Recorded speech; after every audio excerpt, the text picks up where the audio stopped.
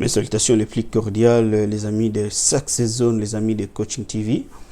Aujourd'hui, nous allons parler de la créativité. Je crois que vous connaissez plusieurs définitions de ce terme, la créativité. Mais ici, nous allons prendre la définition la plus simple que tout le monde peut comprendre. La créativité, c'est la détermination qu'on a de changer quelque chose, d'apporter de l'innovation, de changer la manière de procéder pour améliorer les résultats, pour apporter une nouvelle touche. La créativité consiste à voir les choses pas de la manière dont elles sont, mais de la manière dont elles devraient être. La créativité consiste à voir les choses pas de la manière dont elles sont, mais de la manière dont les choses devraient être. C'est-à-dire, une personne qui a l'esprit de créativité ne se contente pas de la manière dont les choses sont. Une personne qui a la créativité cherche toujours dans son intelligence comment changer, comment procéder d'une autre manière pour améliorer les résultats. Donc la créativité, c'est quelque chose que nous ne devons pas négliger. Tous les jours, nous devons chercher, nous devons imaginer comment est-ce que nous pouvons changer notre manière de travailler, nous pouvons changer notre manière d'étudier, nous pouvons changer notre manière, je ne sais pas, de faire la cuisine. C'est quelque chose de très capital qui peut aussi nous garantir le succès par rapport à ce que nous faisons. Si nous n'évoluons pas, si les autres prennent de l'emprise sur nous, sur les autres nous dépassent, si les autres peuvent facilement être promis à de nouvelles responsabilités et que nous sommes restés stationnaires, c'est parce que nous manquons aussi la créativité. Il y a plusieurs éléments, mais parmi ces éléments-là, il y a la créativité. Alors, comment développer l'esprit de la créativité? Comment est-ce que vous pouvez devenir créatif? Ça, c'est très, très important. Alors, pour devenir créatif, vous devez d'abord croire à la faisabilité de la chose que vous voulez faire. C'est-à-dire qu'il y a une manière existante de procéder, de faire quelque chose, par exemple de faire la cuisine, de travailler. Mais vous, maintenant, vous voulez apporter de l'innovation. La première des choses, si vous voulez devenir créatif, vous devez croire à la faisabilité de l'innovation que vous voulez apporter. Je souligne le verbe croire. Croire veut dire être disponible, être persuadé que la chose que vous voulez faire, l'innovation que vous voulez apporter est faisable. L'avantage, c'est que quelqu'un qui est persuadé que la chose qu'il veut faire est faisable, cette personne-là, son intelligence, toutes ses facultés iront chercher à travers l'univers, à travers le monde entier, qu'est-ce qu'il a besoin pour que la chose qu'il a déclarée est faisable et puisse être faite. Croire. Je disais qu'il y a aussi une autre catégorie de personnes qui sont très intelligentes, mais qui ont une mauvaise attitude. Leur intelligence, aussi tout justement, est là pour leur convaincre qu'ils ne peuvent pas faire quelque chose, ou bien que quelque chose ne peut pas être fait. Donc si tu as un projet, tu le présentes à quelqu'un qui a une attitude négative, cette personne-là aussi va utiliser son intelligence, mais dans un mauvais côté, pour te persuader que la chose que tu veux faire n'est pas faisable. Mais quand ce qui nous concerne, parce que nous sommes en train de parler de la créativité, la première des choses, vous devez croire que la chose que vous voulez faire, que les changements que vous voulez apporter est faisable, qu'on peut le faire. Le verbe est là, croire. Yes, I can do that. Est déjà important, est déjà suffisant. Et nous allons nous disposer parce que nos facultés, notre intelligence, nous apporteront tout ce dont nous avons besoin, les ressources dont nous avons besoin pour accomplir ce que nous avons déclaré être faisable. Ça, c'est la première des choses. C'est-à-dire que devant un problème, devant une situation, devant quelque chose que vous voulez faire, il ne faut pas dire je ne suis pas à mesure, je ne peux pas. Okay? Parce que je disais la fois passée que les mots, les expressions que nous utilisons dans les langages, dans les discours, dans les échanges avec les gens, ces mots-là ont aussi une importance très, très prépondérante. Donc, nous devons toujours nous habituer à utiliser des mots qui convergent vers le succès. Oui, c'est faisable. Oui, c'est faisable. Oui, nous avons la possibilité de faire ça. Le courage. Donc, ce sont des mots qui convergent vers le succès. Mais il y a une personne qui déclare déjà que c'est impossible. Non, c'est impossible. Tu ne peux pas faire ça. Où est-ce que tu auras l'argent? Tu vas aller étudier au campus. Est-ce que ta famille a de l'argent? Non, c'est impossible. Vous voyez déjà que quelqu'un qui dit déjà que c'est impossible, il n'y a pas un autre miracle dans le firmament qui va venir possibiliser ce que lui, il a déclaré impossible. Donc, si nous devons développer l'esprit de la créativité, la première des choses, nous devons croire que l'innovation que nous voulons apporter, que la chose que nous voulons faire est faisable. Vous voyez les mots faisable. Donc, quand vous dites déjà que quelque chose est faisable, vos facultés, votre intelligence vous aidera à trouver qu'est-ce que vous avez besoin pour faire, pour accomplir la chose que vous avez déclarée faisable. Ça, c'est très, très, très capital dans notre discours. Choisissez les mots. Quels sont les mots que vous voulez utiliser? Alors, un autre point aussi très important, si vous voulez développer l'esprit de la créativité, pensez à quelque chose que vous alliez accomplir dans le passé, mais que vous n'aviez pas accompli. Asseyez-vous quelque part, imaginez quelle est la chose que vous devriez accomplir dans le passé, mais qui n'avait pas été faite. Alors, vous-même, listez quelles sont les raisons qui vous avaient empêché d'accomplir cette chose, ce projet. Imaginez qu'est-ce que vous alliez accomplir dans le passé, mais ça n'avait pas été fait. Et maintenant, vous-même donnez quelles sont les raisons qui vous avaient empêché d'accomplir cette chose. Très important. Encore, marquez maintenant quels sont les bienfaits ou bien quels sont les avantages que vous alliez bénéficier si la chose était faite.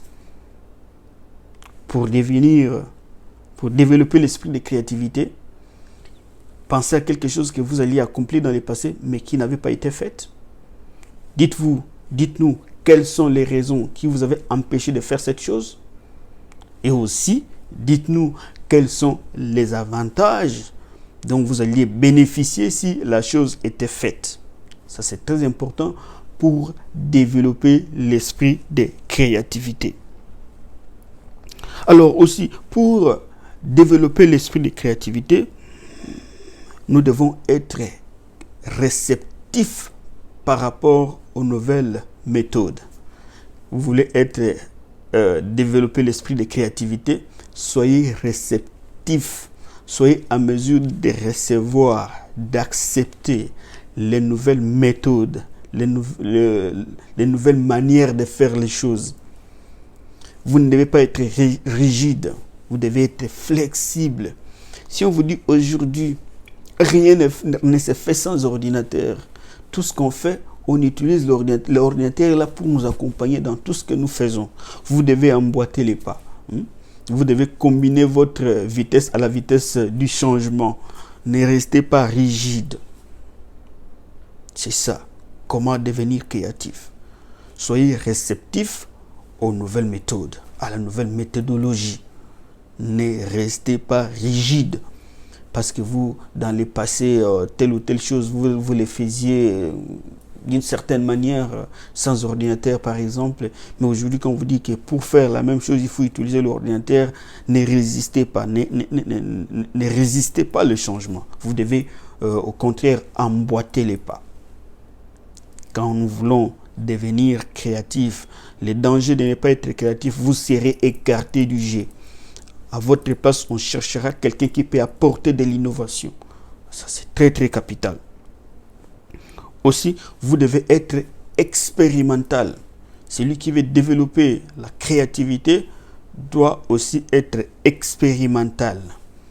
Expérimenter de nouvelles choses.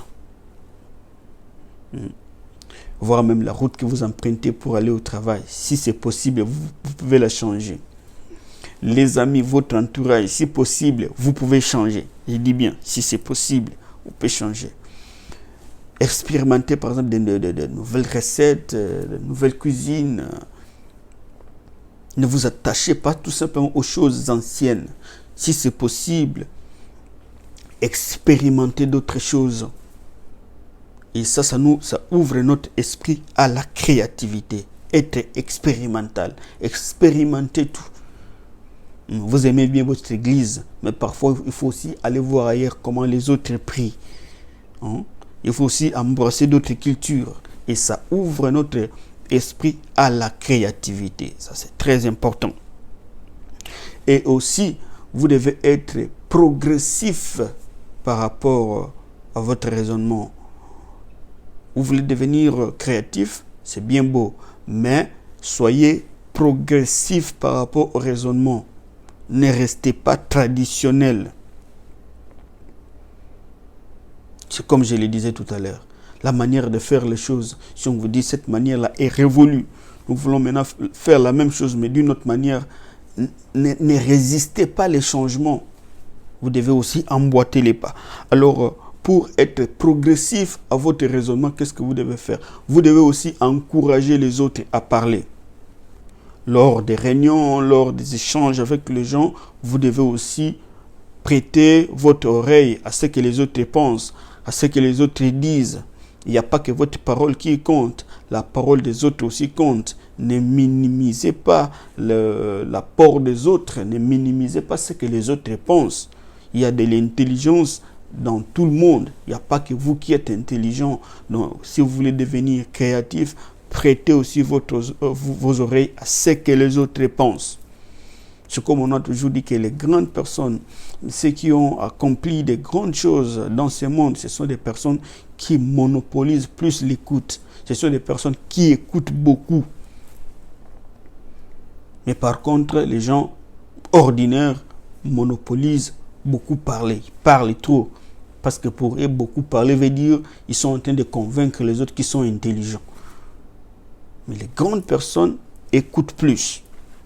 Donc, si vous voulez être progressif par rapport à votre raisonnement, il faut aussi écouter les avis d'autres personnes. Qu'est-ce que les autres pensent par rapport à tel ou tel autre point? Il n'y a pas que votre point de vue qui compte. Le point de vue des autres aussi, les avis des autres comptent beaucoup.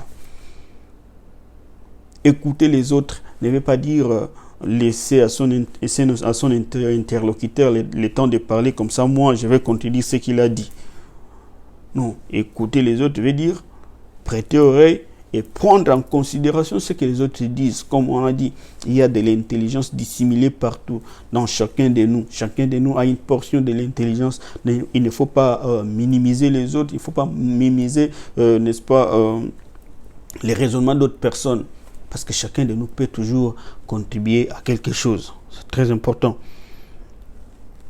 Alors, je disais aussi que vous devez, si vous voulez être progressif par rapport à votre raisonnement, vous devez aussi prendre soin de vos idées. Prendre toujours soin des idées. Dieu nous bénit à travers les idées. Tous les grands accomplissements que vous voyez dans ce monde, les grandes réalisations ne sont que les fruits des idées. Donc, la personne qui veut développer la créativité doit prendre soin de ses idées. Dès que vous concevez une idée, vous la mettez quelque part. Mettez votre idée quelque part. À chaque fois que vous avez une idée, vous mettez quelque part.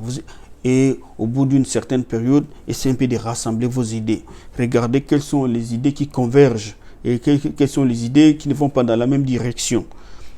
Mettez vos idées quelque part et puis fertiliser ces idées-là. Quand je dis fertiliser les idées, ça veut dire vous devez toujours revenir sur ces idées en les lisant. Parce que l'idée, si vous ne la mettez pas par écrit, l'idée va se volatiliser.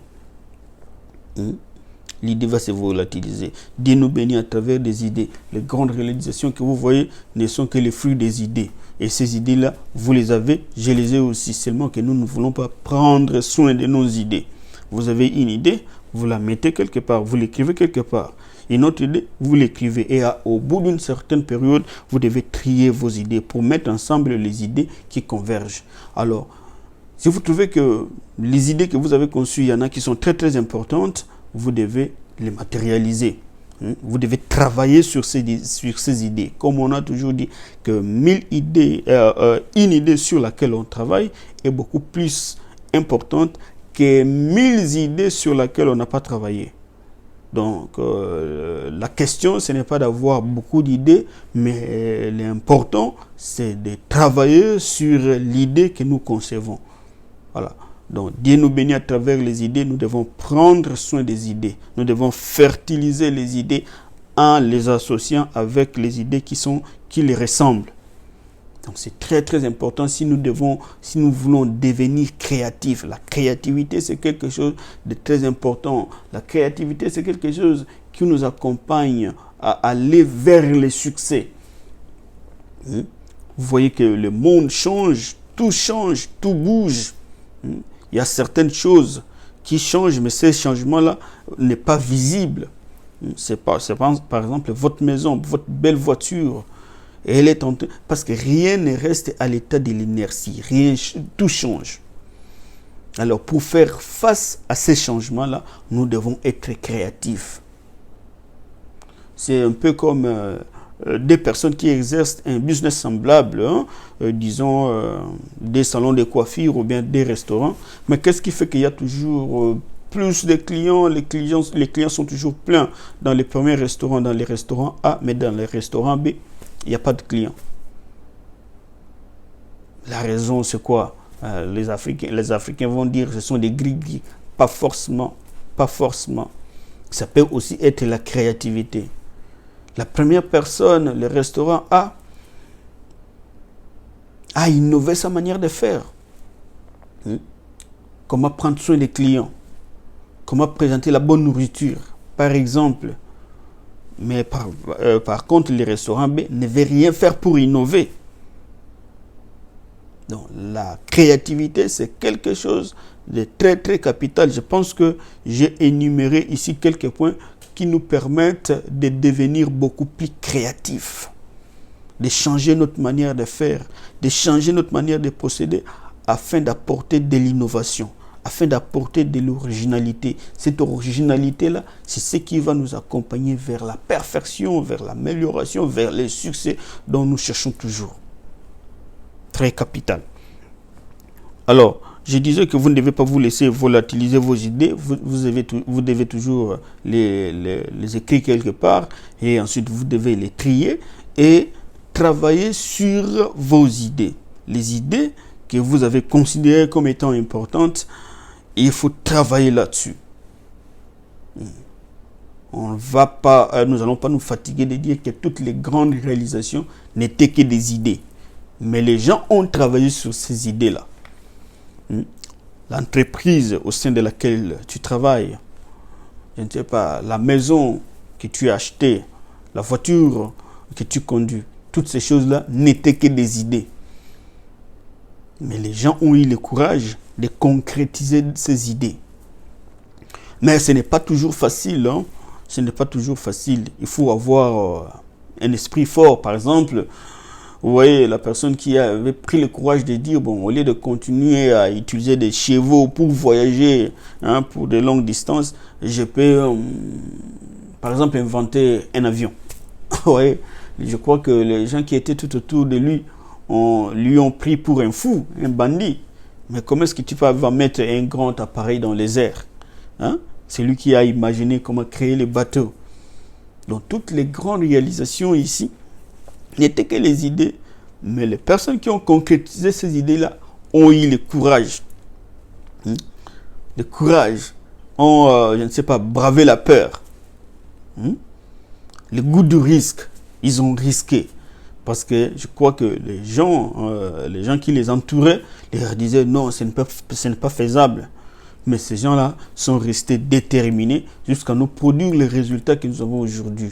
Alors, vous et moi, nous avons aussi des idées. Mais souvent, c'est la peur qui nous freine à concrétiser ces idées-là. C'est comme je le disais tantôt là, que l'ennemi, les plus grands ennemis de l'homme, c'est quoi? C'est la peur. C'est la peur. La peur peut te fermer ta bouche pendant que tout le monde est en train de parler. La peur peut te freiner d'aller réclamer ton salaire. La peur, donc, les gens qui ont apporté de l'innovation, ce sont aussi les gens qui ont bravé la peur. Ce sont les gens qui ont eu le goût du risque. Ce n'est pas toujours facile, mais quand vous dites oui, je peux le faire, oui, c'est faisable, comme je le disais, votre intelligence ira chercher ce dont vous avez besoin pour que les choses que vous avez déclarées que c'est faisable puissent être faites, puissent être accomplies. Donc c'est un peu ça. C'était votre émission Success Zone avec votre humble serviteur Toussaint Mungidi. Donc merci de nous avoir suivis. Tout ce que nous pouvons vous demander, c'est aussi de vous abonner sur notre chaîne parce que bon, des petites astuces comme ça, n'est-ce pas, de petites leçons viendront toujours capables de nous aider, nous tous, parce que nul n'a le monopole des savoirs. Nous tous, nous apprenons. Tout le monde apprend. Alors, donc, merci pour votre attention. Une fois de plus, partagez l'émission. Et si vous avez les suggestions, vous pouvez toujours nous les faire parvenir à travers notre adresse email ou bien vous pouvez aussi nous écrire à partir de notre boîte de réception de Facebook. Donc, merci et puis on se revoit à la prochaine. Merci. Ciao.